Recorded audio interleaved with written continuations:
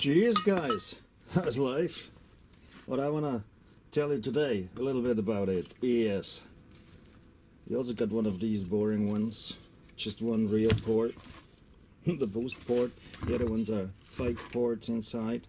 That's why you need original tuning or O-tuning or even O-tuning light. Check out the guide, I'm gonna link it in the video. Yes, it is cast iron and we can make a lot of 1,000 kilometers and so on and so forth, but it's a bit boring.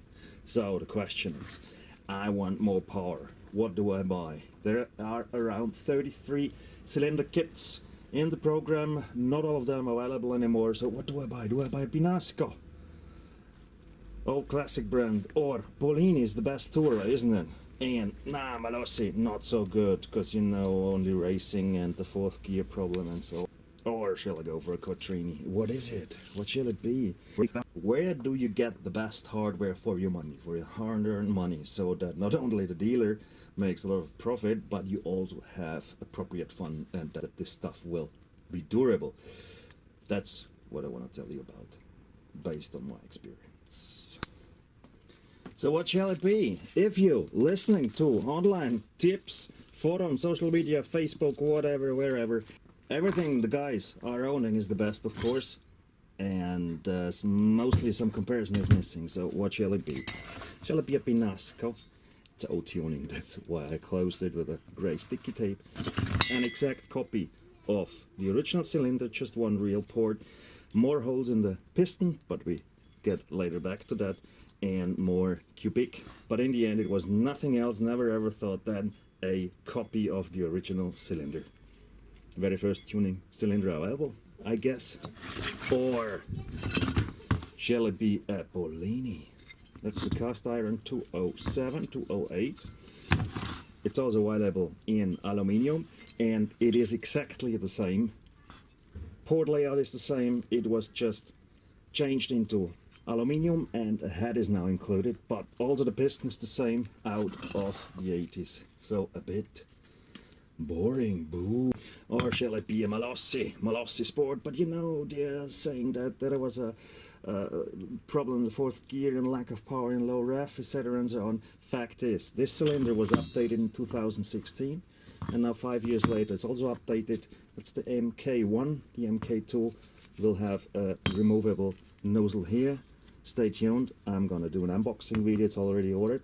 Or shall it even be the famous, super expensive Quattrini 244, Quattrini 232?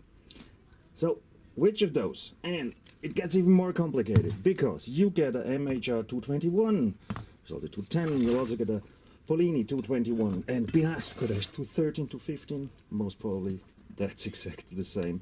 And there's even 235 and so on and so forth. Oh my god, no idea which one to take. Yes! And that's where Freak Moped comes in.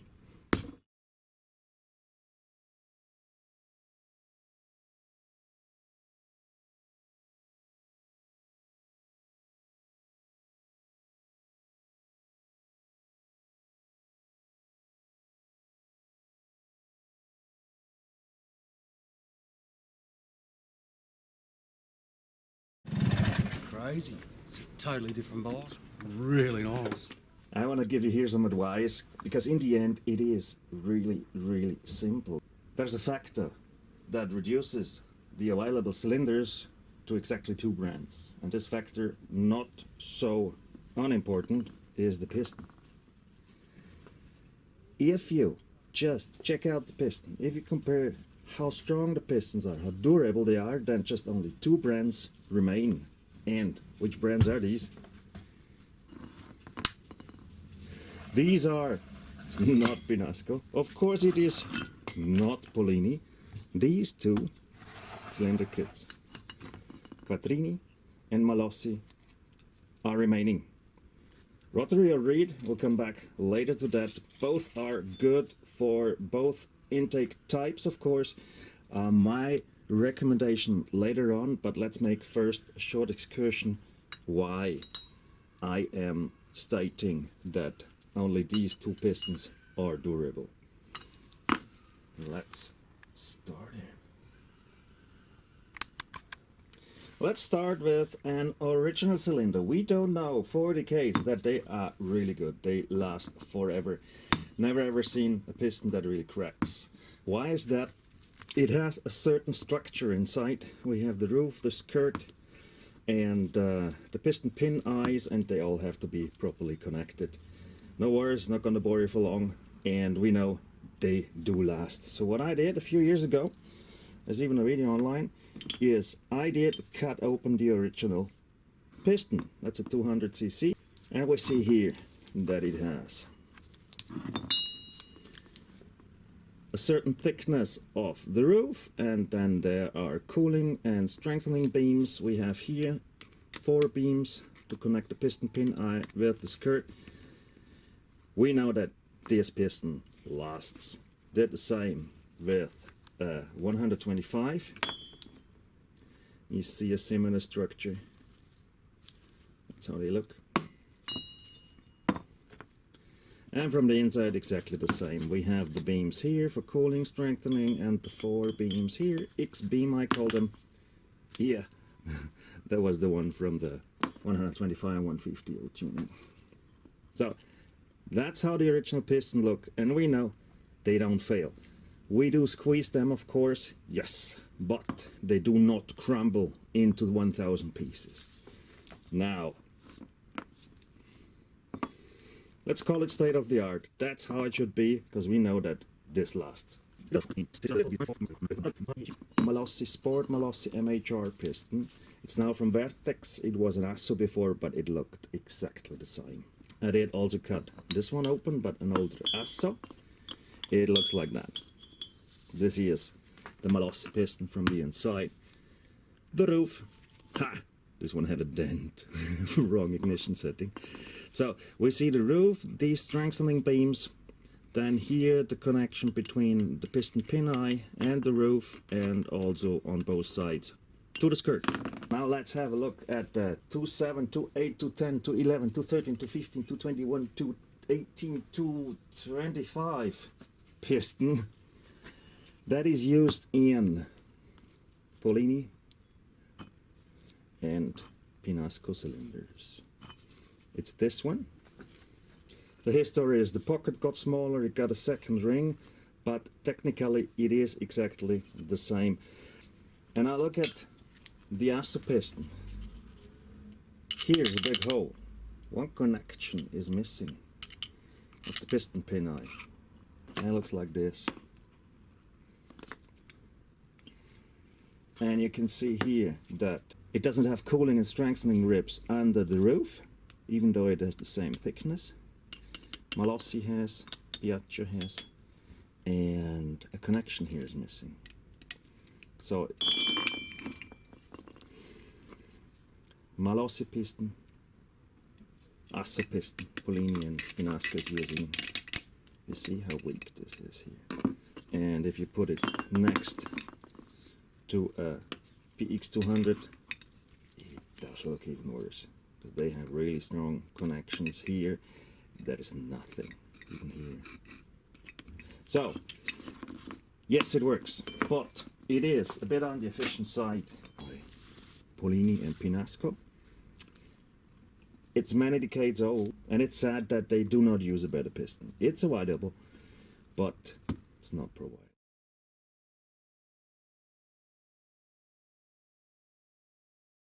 In the end, simply because of the piston, you sadly have to put away these 2 brands. So what have we got if you just use the, let's call it filter, piston filter?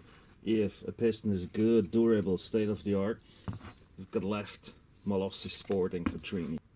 Which one is better? Both are very good. Depends on what kind of engine you want. The financial view. Expensive doesn't mean the highest power. It depends on more factors. And the prices are, it is 700 for the cylinder for the Rotary, and for the Primatist zip crank it is 350, so we have 1050 for the Rotary setup, and for the Malossi Sport it is 440 for the kit, and the crankshaft K2D Mazzucchelli is 180, so we have 620, so it is 400 difference. the setup does cost 40% more than a Malossi Sport setup. For rotary valve, I'm talking about. Rotary valve, not the reed valve engine. And it is the question, if you have enough money, of course, go for Quattrini.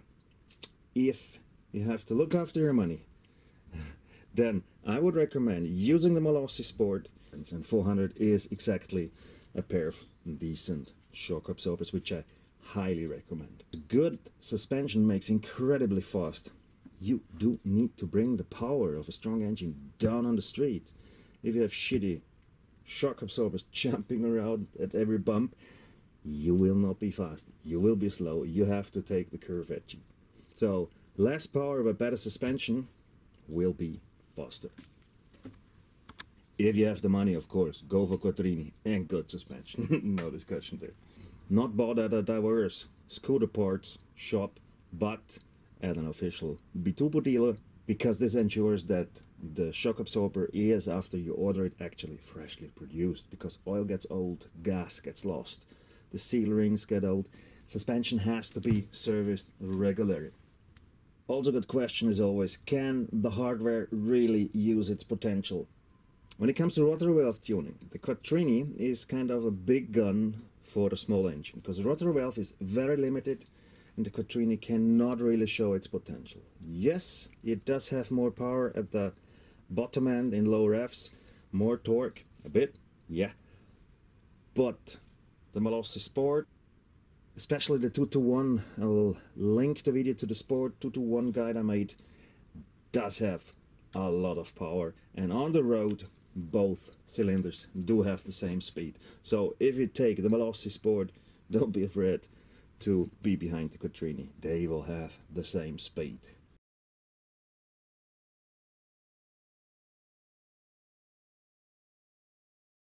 Summary. My recommendation is, if you take the piston filter, it's very simple to identify state-of-the-art cylinders. It's Malossi, it's Quattrini.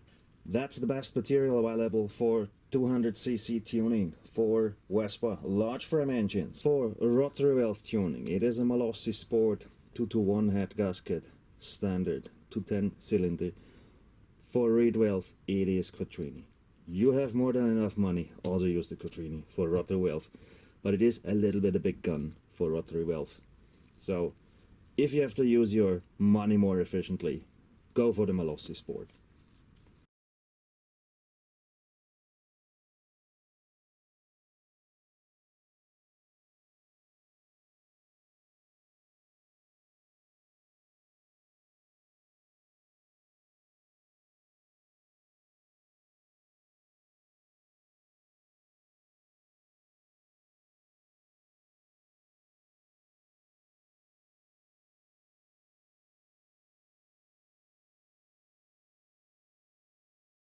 So what to do when you got a piston, which is, yeah, still works, but there are better ones out there. Let's call it efficient. I like the word efficient. Tell your mates, no one earns that piston crumbles. And what you can do is, you can go to Gross Sport, because they do offer a Meteor piston, especially for Vespa. And what you can see here, the windows are already open. It is very strong, and it can be used for Polini 27, 28, 210, 221, and for the Pinasco to 13, 15, 25. The 69mm is also offered. Gross Sport, professional piston distributor, offers a replacement for the ASSO piston.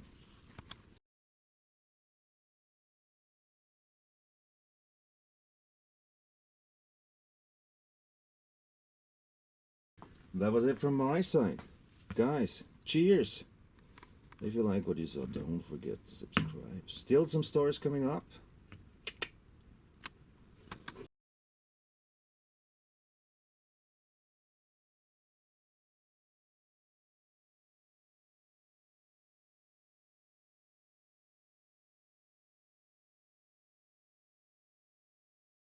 Just some additional tuning tips from my side, which are also quite often underestimated, is tuning rotary valve. I love rotary valve tuning. Did I tell you about that?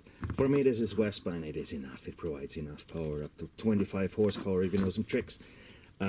Most underestimated is that you do need some certain rotary valve tolerance. A 0.1 millimeter gouge has to clamp. You have the engine case. Here's the intake and the crank, and both parts are the rotary valve. And it needs to be ensured that you have a distance between these two parts that is 0.05 millimeter.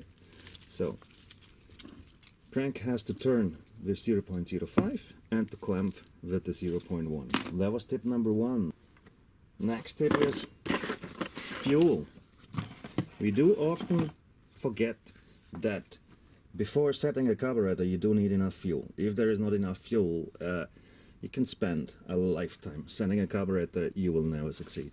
So this is the SIP version 2 fast flow fuel tap. It is the best tap. You do not need any more fancy, better looking, whatever. When it comes to SI carburetor fuel tap, then fuel hose which cannot buckle. These like having a net inside. It's just important that they don't buckle, because this lowers the flow rate, of course.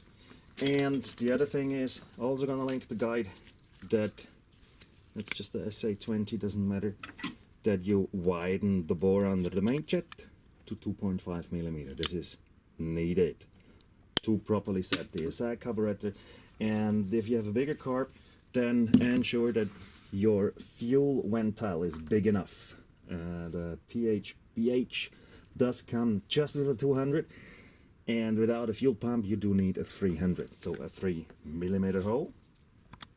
Next tip, also quite underestimated and can annoy the shite out of you. Oh, by the way, this is a 90s zombie motor, one of the worst things I have ever disassembled. I will show it in another video. Ooh, that's a nice kickstart rubber.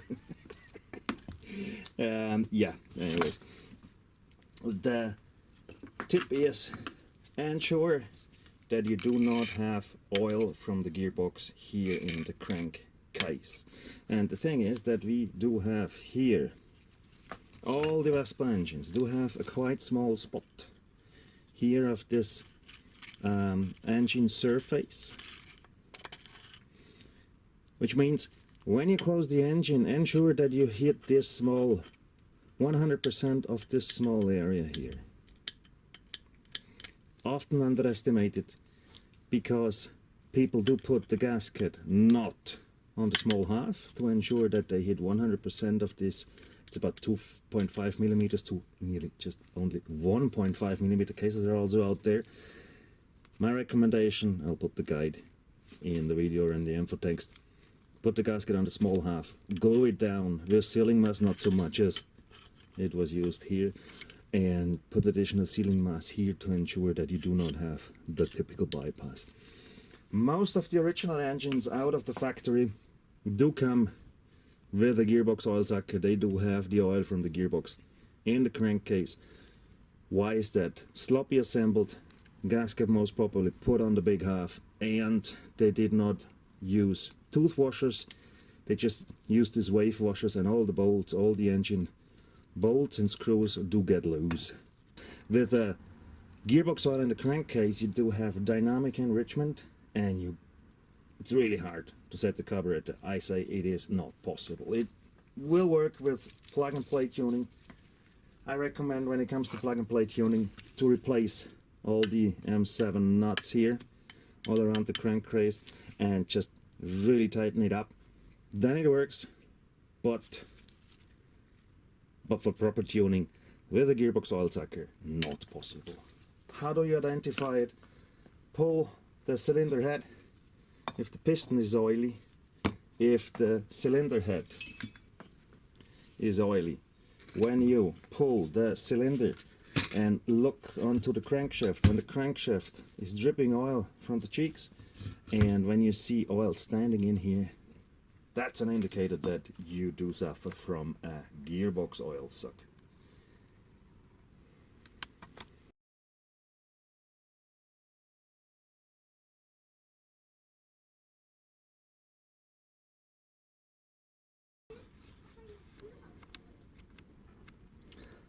Last tip, because only healthy engine is settable when it comes to ignition. Check all the cables. Yeah, that's also from this zombie engine. Big, huge scam. They're mostly broken.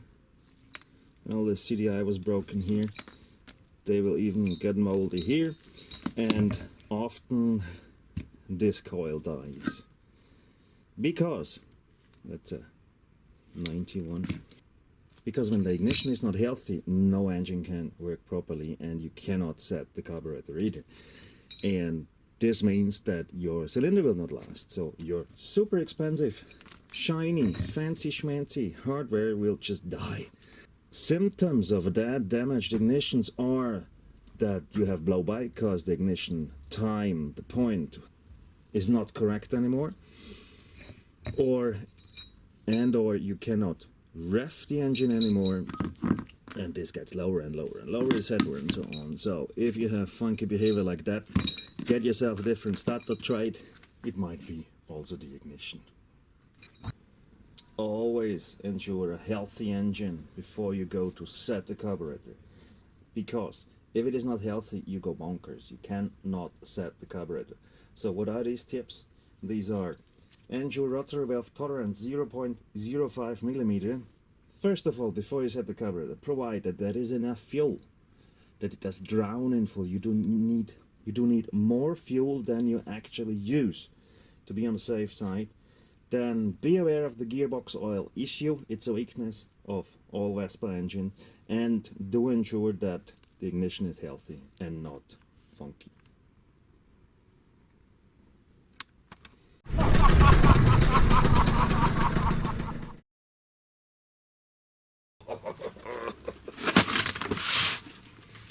Stuff, clutch stuff, because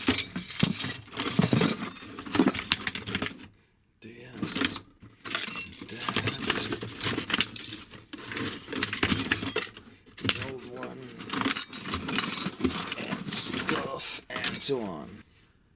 You can also use the simple standard available clutches, and I'm gonna tell you what you have to take care of, the strengths, the weaknesses, and at the end you will get a rating based on wheel horsepower, which clutch can bear how many horsepower. So let's do it.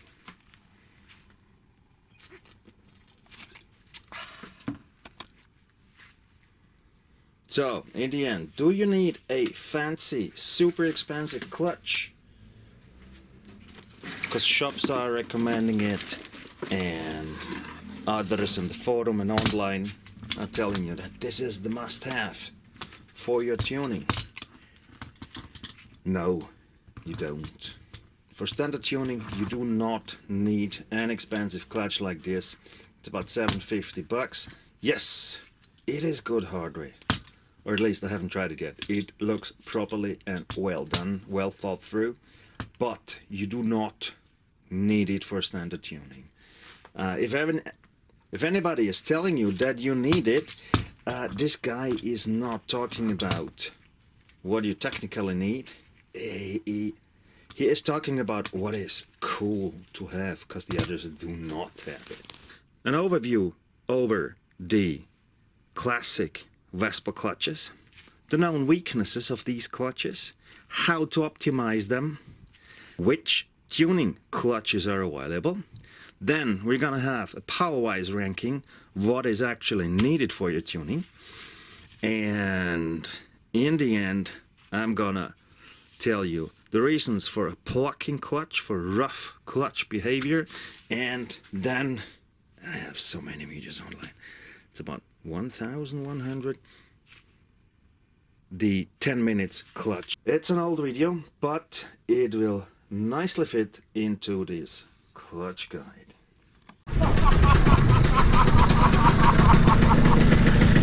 Bist du deppert?